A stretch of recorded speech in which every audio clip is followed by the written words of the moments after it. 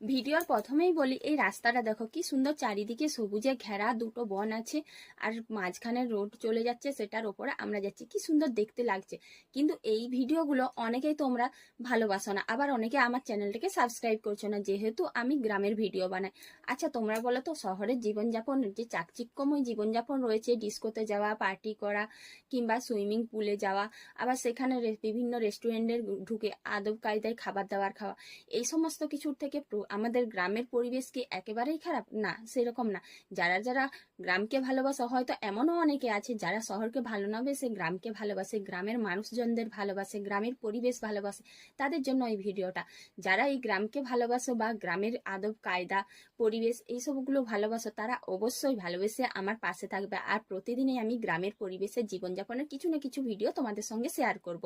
আমি যেহেতু গ্রামে থাকি, তাই শহরের ভিডিও শেয়ার করব না। আর তোমরা আমার চ্যানেলটাকে অবশ্যই সাবস্ক্রাইব